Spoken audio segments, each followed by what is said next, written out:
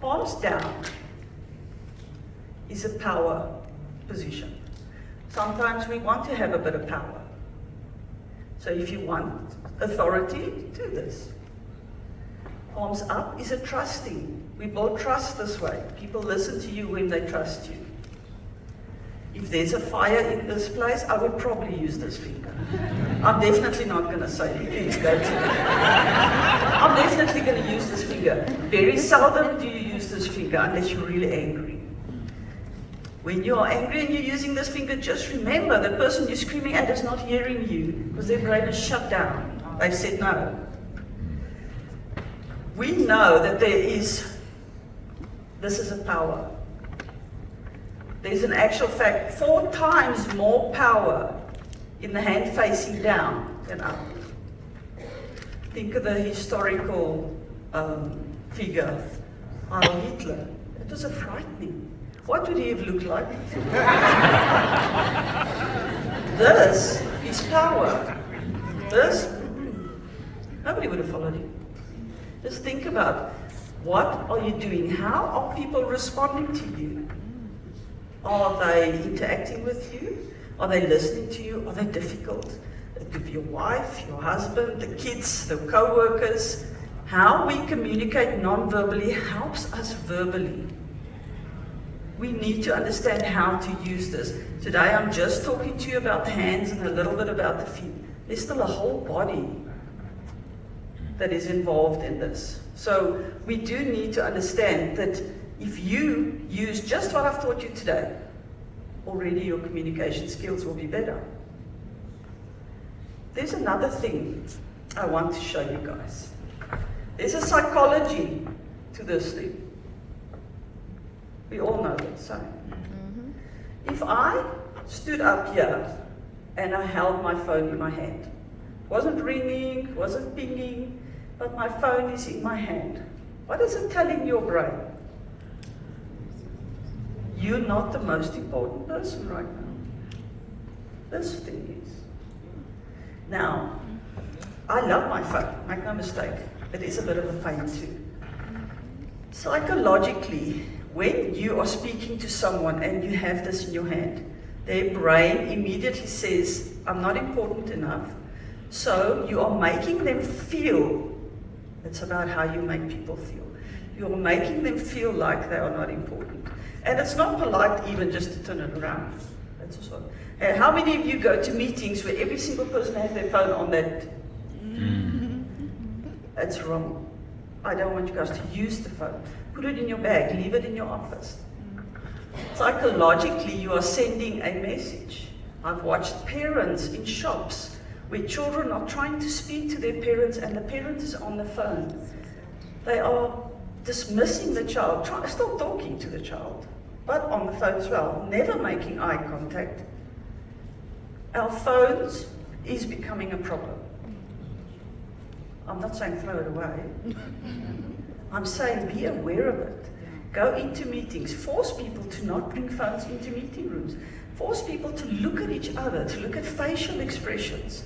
Body language is about your gestures, your posture, facial expressions, eye contact. You heard skin-on-skin handshakes. Shake people's hands. COVID was a terrible thing for me because they say no touch. It was weird because I realized how much oxytocin was going. No wonder people were going into such depressed states. But they were also not making eye contact. Eye contact releases the same oxytocin hormone that we do when we touch hands. So it's important that we do. Meetings can become boring. We need to make sure that we make the people in our presence feel heard and understood. That way you become better at communicating. Communication is persuasion, bottom line. You want to persuade someone to go on a date, change the numbers. No, they don't want to change no numbers. Accept your proposal. It's all about persuasion.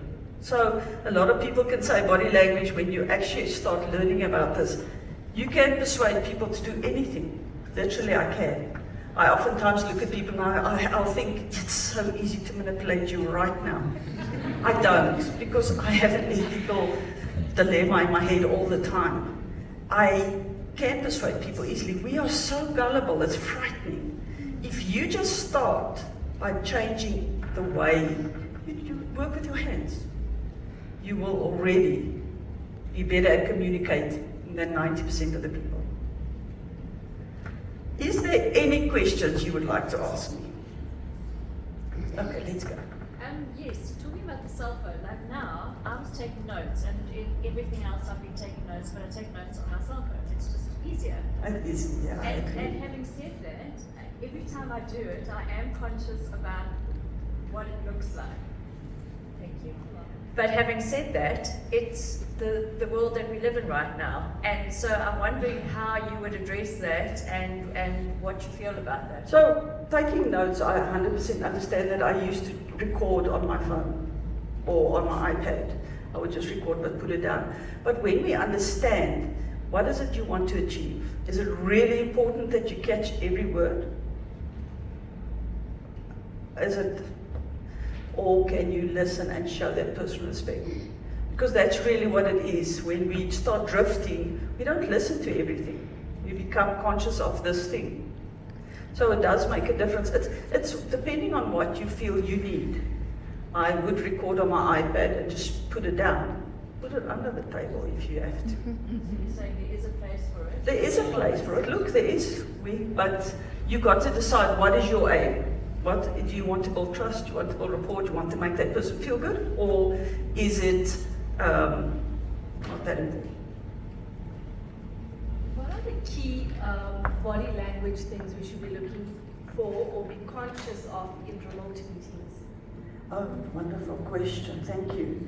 So, how many of you have had these weird, these weird interactions where they are remote and they're looking over there, or they're looking over there? It's awful. It's awful. The best thing you can do is, while you are speaking, look straight at your camera. Because when you look at your camera, the person who's looking at you, it feels to them like you're looking at them. Don't look at their picture. I know we want to look at them when we speak to them. But when you look that way, you're not making eye contact at all. So it's important. While they are speaking, you can look at their face. But if you can, try and have your eyes straight at your camera, because it makes them feel heard. I watched a judge the other day, 2 advocates and a judge, and nobody was looking at the screen. They were all over the place, and I thought, what a strange interaction. You know, it's a weird interaction. So important to look at the screen while you are speaking. Everyone, my name is Davo. You've touched about the feet, you've touched about the hands. Can you touch about a hug, giving a hug? Oh, hugs are wonderful. Hugs are wonderful. South Africans love to hug. Yep. We love hugging. There's a time and place though. Not everybody wants to hug, but we do love hugging. Hugging, you've got to be careful. Today you need to be careful. You first ask, can I hug?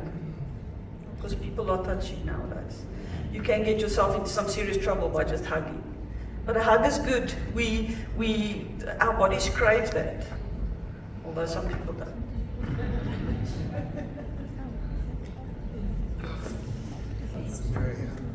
I have a question, and because when you speak up on hands, and I've been noticing, there's this thing that I do, and you also do, where you close your hands. Yes. So, in a presentation, I know I wouldn't go like this all the time, but No. what I typically default to is I close So my this. hands or pull the blazer. This is called steepling. Okay? Steepling, you can all do this. It's a sign of respect. No, I'm lying. It's a sign of intelligence. See, so when we do this, we can practice this. This is also calming you. If you are nervous, you can touch your hands like this, and it'll calm you. When we speak like this, it literally is a sign of intelligence when they do it unconsciously.